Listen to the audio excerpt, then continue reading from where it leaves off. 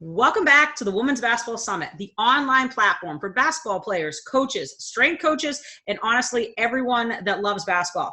This is my last interview, my conversation. It's actually going to be me. Susan will be interviewing me.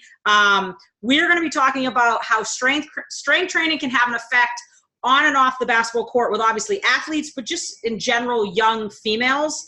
My good friend Susan is going to be interviewing me. So Susan, welcome to the call, my friend. Thank you. Thank you for having me. Yeah, so I'm going to hand it over to you in 1 second. So as I said, we're going to be talking about how strength training can just have a benefit on everyone, but also at the end, we are going to kind of wrap up. This is my 7th summit that I've run, so we're going to wrap up kind of what I've learned. So Susan, I'm handing it over to you, so take over, my friend. Okay, so as I said before, thank you for having me. Thank you for asking me. It is an honor. I have had the privilege of hearing all of these summits, and I've learned more every single time. So thank you for doing these. So let's talk about you. Tell me about your background. Just start talking. Why basketball? Why training? Tell me everything. All right, sounds good. So for those of you that are not familiar and really ever looked into my About Me page on my website, played basketball at a really young age. I actually fell into basketball because I played baseball with my brother. And eventually when I got to junior high, they told me that I would have to play softball. I could not play baseball anymore. And I said, nope, don't want to play softball. So I started to pick up basketball and, became pretty good at it and kind of ran with it. I had a really great high school coach, probably top 2 that had the most effect on me growing up. We were ranked in the country my senior year, basically the starting 5 all went off to college. I was fortunate enough to get a Division I full scholarship and played at Hofstra University in Long Island. Was there for 4 years. My last season had the great benefit of having Coach Felicia Leggett-Jack, who is now the head coach at the University of Buffalo, and learned a ton, had a really great career. When I left there, I knew I kind of wanted to do something in the strength training realm. Wasn't sure exactly what. So I got a job, came back to Boston, got a job working at a health club that predominantly dealt with all females, adult females. Did that for a little while, and then just being the curious being that I am and always wanting to educating myself, I started to look into other modalities, how to train, kind of mistraining the athletes, and then kind of that's how I stumbled upon working for myself, owning my own gym and actually my own space for, good Lord, 10 years now. Now I still train adults, do it out of where I sublease a space in Waltham, Massachusetts. So train adults there, obviously train a ton of female athletes, but I am the head strength and conditioning coach at Concord Academy, which is a private school in Concord, Mass. And then obviously, I'm sure as most of you have experience with me, I do a lot of online stuff. I run these summits. I do a lot of online training programs for people that cannot meet me in person. And yeah, there you go. All right. That's a very impressive bio, Jen. I feel very old, Susan, but obviously not that old. You are not that old. So let's talk about, since this is the summit, let's talk about why the summit. Where did this idea come from? Yeah, so I think my why, I think it was 3 years ago that I started this. Is probably a little different now, but started it in 2017, 60s, I think it was 17, where basically I started it because I wanted to start to get into the online training game, the online platform, and wanted a way to just provide really good resources for female basketball players. And I don't really think there's anything out there that's dedicated towards the female. Obviously there's basketball stuff, there's trainings, but nothing that's specific towards a female. And I'm not going to lie, part of the reason I ran the online summit is I wanted to build my email list. I wanted to build my online audience. So what better way than to offer a free resource. And the first one was really, really successful, had like 17 speakers, but kind of the biggest thing is I learned a ton. It was great. I connected with my old college coach, and I connected with people that I had not seen in a while. And then that kind of sprung into the Female Athlete Summit, where the focus was obviously more on the female athlete, but taking more of an approach of like a holistic approach, long-term development, where we focused on obviously playing sports, but then mental well-being, anxiety, depression, eating disorders, obviously sports performance training. And then now with the 7th one. So I've run 3 of these. This is the 3rd one. I've run 3 female athlete summit, and then I ran 1 kind of female fitness summit where I focused on females in the fitness area. Kind of the why now is I think there still is not a lot of quality information out there for female basketball players, female athletes. I think we need more female coaches. And I think we need to educate our athletes, but we also need to educate our coaches and our parents. And when I say educate, obviously I think we need to educate them, obviously to become better coaches, better strength coaches, but also just to use our words wisely when we address these females, knowing the impact they can have. Yes, exactly. I want to talk about strength and actual strength training and why you think that that's so important. I mean, obviously this is your business and I've known you for 10 years and I know that you're the best in the business and you know your stuff. But what is it? There's a lot of injuries out there nowadays, especially in basketball, and you see it. It's definitely on the rise, and with females especially, knee stuff. So what is it? How are you different, and why are you getting this information out there? And why do you think it's so critical? Yeah, so I mean, I don't think I'm that different than a lot of other people. I think what obviously benefits me is that I've been there and done it, and I'm in the trenches on a regular basis dealing with athletes, but I also deal with kids that are not athletes. So I see the effect strength training has on just the wide range population. And for those of you, I deal with high schoolers 9th through 12th, but then in the gym, I'm dealing with kids that are, as young as 4th or 5th grade. So to talk and answer your question about strength training for female athletes, I think there's a wide bunch of reasons, but let's talk the ACL. I mean, we are 9 times more likely to tear our ACLs. And honestly, like for another topic, we'll get into why that is. But for right now, statistics, studies show if you strength train and you're on at least a year round of strength and conditioning, you probably have an 80% chance less likely to tear your ACL. So why should strength train? It's going to be an ACL reduction. I also think if your goal is to eventually play middle school, club, high school, then college, and then if you're blessed to play in the pros, every time you jump a level, and I'm sure you can attest to this as your daughter is playing college now, the game of basketball has become more physical than it ever has. Skill is not enough. It probably is when you're in middle school. As you start to get in high school and then college, it will separate you if you are not strength training. You need to strength train to basically prepare your body in what your body is going to go through when you get into college. So I think you need to strength train, but obviously listen, it's going to strength train. It's going to get you stronger. It's going to get you faster. It's going to get you quicker. I think also, as we talked about, most of these kids are not going to play professional. So once they're done playing college or even in high school, they're done. They're not playing sports. And we need to take care of our bodies. We have a mental health issue in this country. And I think exercise is the most underutilized drug, and I say drug, that we can use to help with anxiety, help with depression.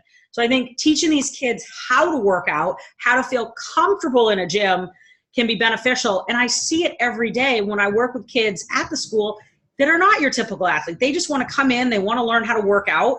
And I'm sure you know this, like the weight room is very intimidating. Mm-hmm. I'd argue that to go to a gym as an adult and feel like you fit in, I'd say it's very uncomfortable too. I mean, most people just don't go walk into a gym if they're a little overweight. They don't feel comfortable. So I want these girls need to feel comfortable going into a weight room, knowing how to bench press, knowing how to squat, knowing how to put the weights on, knowing how to spot someone. I think that can build their confidence because they're going to be more versed to go around a weight room. But then when they leave high school, college, they can learn how to lift. You know this, if you're taking care of your body, I think you're going to be more inclined to have a healthier relationship with everything. Yourself, food, relationships. And I think the weight room can help in all that. I agree. So just to further that a little bit, I know that you work with high schoolers, as you said, and you have worked, I'm sure, with girls who are going on to play in college. So can you just maybe give a couple of examples or think of one girl and talk about how you have made her stronger and prepared her for college? Just a few things that you focus on. Yeah, so I mean, we know this. Well, we're not going to mention her name, but there's one girl that's going to play. She's actually there now at a pretty high level D3 program. They make it very far into the tournament. At a certain time last year, they were ranked #1 in the country. You know, she started at 8th grade. She had a base, and a lot of it is just teaching her how to lift, how to deadlift, how to squat, how to bench. She's not the most talented player. I mean, if we looked at a roster of 1 to 13, she's not the #1 player. And especially going into college, she's going to probably be like the #10 player, but you can't beat her as a teammate. She's probably the #1 teammate you want to have. But in a weight room, she's versed. You know what I mean? She knows what she's doing. Her body is ready to play college. Now she's going to get punched in the mouth a little bit, but she's versed. On day 1, when they go in the weight room and they had to Olympic lift and they do a lot of cleans, she knows how to clean. And I know I'm sure there's a few other people that walked in there as freshmen and probably never picked up an Olympic bar. So I think, as I always say, and I've talked a lot about this on the summit, is that when you go off to college, and you know this because your daughter is in college, is that when you're the #1 player in high school, maybe the #2 or 3, right? But you're the top 3 player in high school. You go off to college, you're probably not the top player anymore. Probably not even in the top 5 unless, you know, you're a big recruit. All right, so you have that stress to worry about, that you're not the top player anymore. Add on to that you know you're going to be in the weight room and you have no idea what you're doing. You're behind the 8 ball a lot. So then you have those 2 stresses coming in. That's not a really good place to start when you're going in as a freshman. If we can take out, okay, I know what to do in the weight room. I know how to squat. I know how to bench. I know how to deadlift. And I know how to squat you. I know how to put my weights away. I know how to clip my weights.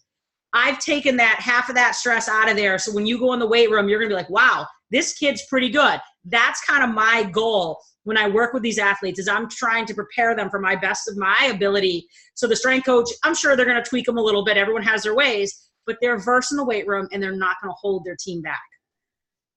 And what I like the most about that is that you're giving these girls a confidence that as a first-year player is really important.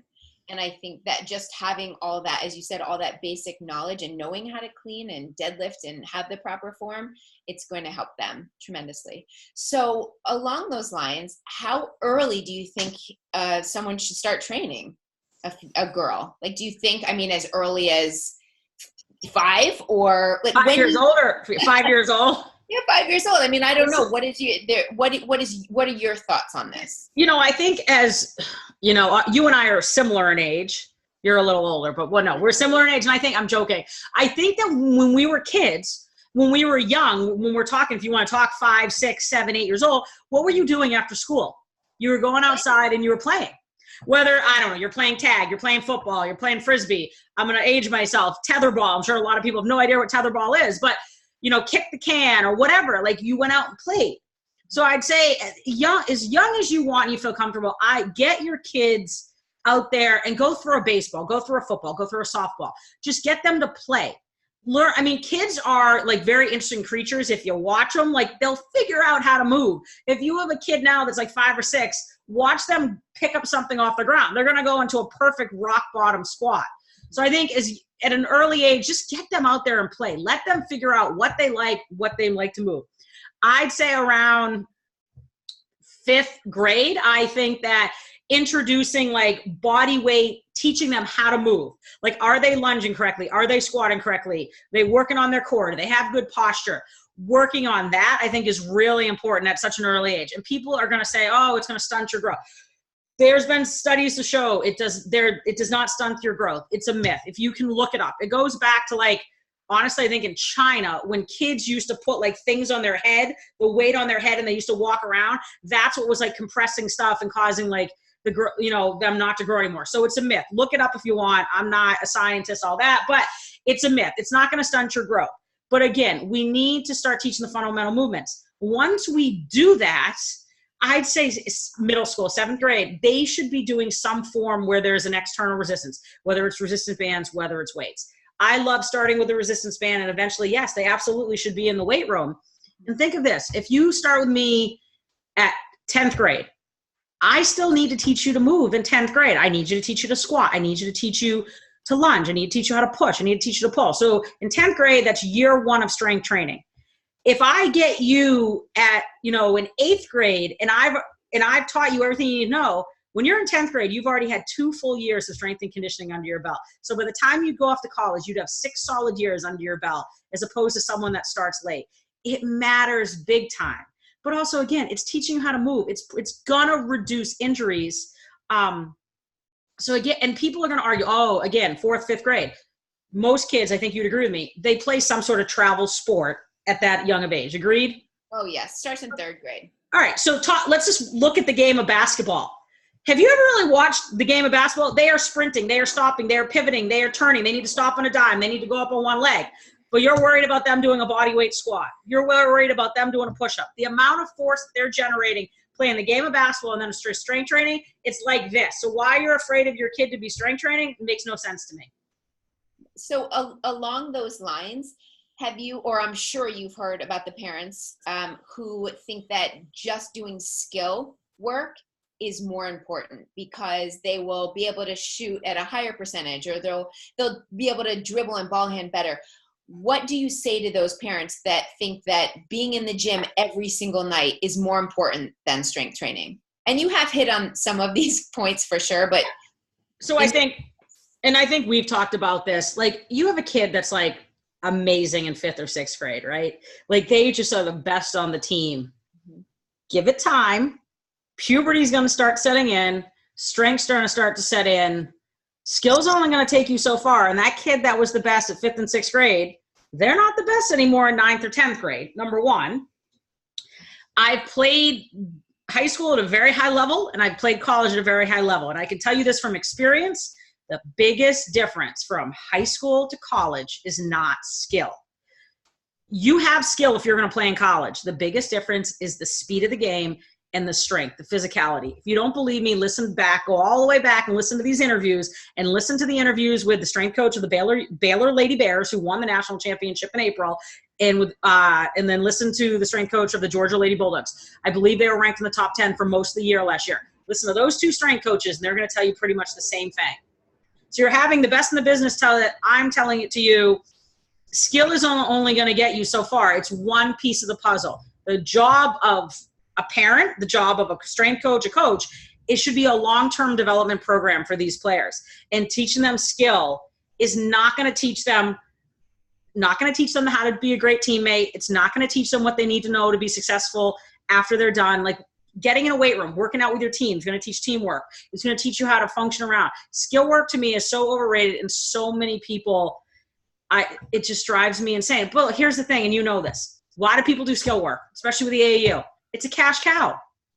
Oh, your daughter needs to work on her layup. She needs to work on her foul shooting. Yes, she might. But you know what? Getting her in the weight room 2 or 3 times a week is going to make her stronger, be able to bend her knees a little more to get that shot up, to be able to plant her foot harder so she can hit that line and cut back to cut off that defender. Strength should precede everything else, because strength will then equal power, and it will then equal speed. It's not going to be power and speed equal strength. It's the other way around. So this is my little opinions, but it's coming from, I'm 38 now. I've been playing basketball since I've been the age of 10, and I played since I was like 22, 23, and now I strength coach. So I have both ways, and I'm sitting down, and so are you. But I mean, if you know me, I'm 5'4" on a good day, maybe 5'3". I scored almost 2,000 points in college. And make no mistake, it wasn't because I could shoot the ball lights out, but it was also that I'm physical enough that I could get into the lane and I could take a hit and I'll give it right back to you. Whereas I think nowadays, and you've seen this with kids we know from the area, they get their ass kicked in college, and they were studs in high school. And I mean, you're shaking your head. Yeah, no, it happens everywhere. Studs in high school. Yeah, I mean, the reason I'm shaking my head is because I completely agree with you. I mean, as a parent of 3 athletes, because of everything I've learned from you, my kids have started early, and it makes a big, big difference. So I really appreciate. Yeah, I know you're shaking your head. You agree, but I mean, like when I'm saying like studs, we're talking kids that scored over 2,000 points in high school, and then they're not getting a minute of playing time in college. Now, yes, like you want to talk about skill, they're amazing. Oh my God, holy moly, they don't play in college. Right. It has a lot more to do with skill.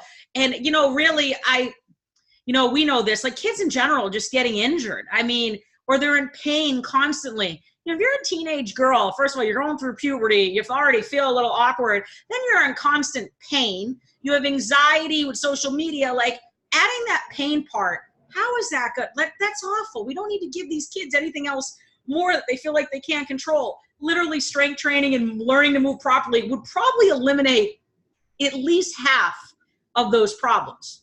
And I can say that because I've seen it and done it. And then there's another half, no.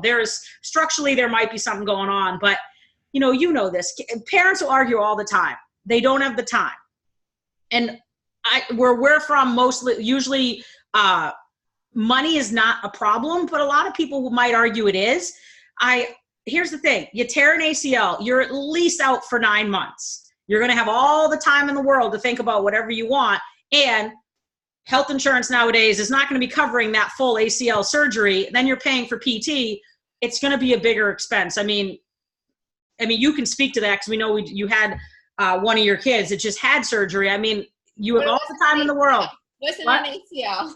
It was not an ACL, but time off, and then you're paying for PT recovery. I'm sure, so taking into all that into account, paying for, a strength coach and training sessions, really, when we look at it, to me, you have the time, you have the pocketbook to pay. You know what I mean? Yes. And I think, honestly, if someone really didn't and they came up to a strength coach and said, hey, my daughter wants to do this, but I only can afford this, I'd like to think that most strength coaches would be willing to work with them in some capacity. Mm-hmm. So. All right. So here we are. You're at the end of the summit. This is it. Your last interview. Hallelujah. So what did you learn? So first off, I just want to go over that this is the last interview, and it's will be total number 13, and it's taken about 2 to 3 weeks to finish these interviews. People only see the interviews. They don't see the back end stuff that goes into this. So it's a lot of work to put these on. Now we have 2 weeks left basically before the summit goes live. And I think people, I get a lot of people say to me, oh, I want to run a summit. I want to do that. And again, I think people don't realize how hard this is. And the reason I do it, honestly, is I am trying to put information out there, resources where we are educating everyone. No matter where you are, you could be in Hawaii, you could be in Europe, you can get this information, and it's a free resource. And what have I learned is that, after doing so many of these, it's the same thing that gets, it gets being said. But strength train, you need to get stronger. But kind of a couple things that really stood out to me. Number one was the strength coach for the Georgia Lady Bulldogs said, condition. Mm-hmm. That these kids, when they come in, are never in the shape that they need to be. So he talks about, especially once a senior signs, is he's kind of like, he's hesitant to give them a strength program because he doesn't know how they move, but he'll give them a conditioning program because he wants them to run, because he goes, I don't think you realize that when you get into college, how much running and how much conditioning you're doing. Maybe you could speak about that in a second, since your daughter is a freshman, and we'll see if she was like, whoa.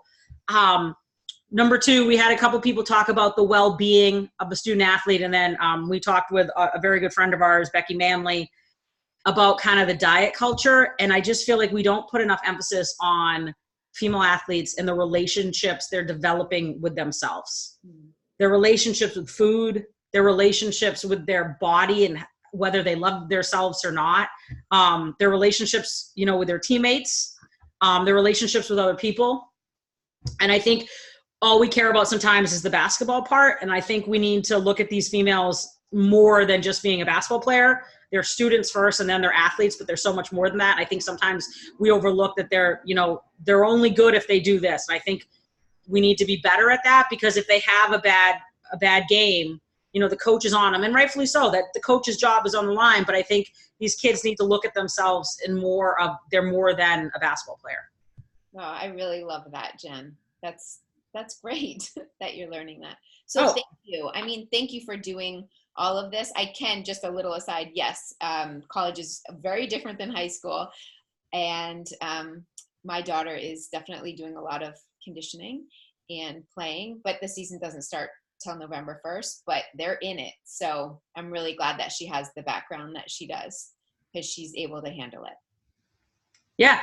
So we're closing out the summit. This is the last interview. Just to reiterate, there were 3 interviews today. You have 24 hours to watch them. 24 hours later, which would be the Friday, we're taking them away. If you want access to all the interviews that you saw Monday, Tuesday, or Wednesday, and then the interviews today, you need to purchase and invest in the All Access Pass. which is going to give you access to all 13 interviews. You can watch them whenever you want, take notes. Susan, anything else to add as we close out? No, I think you have to get the all access pass. You have to. It's really important information, and spread the word. All right. I will see you soon. Sounds good. Thanks, Jen.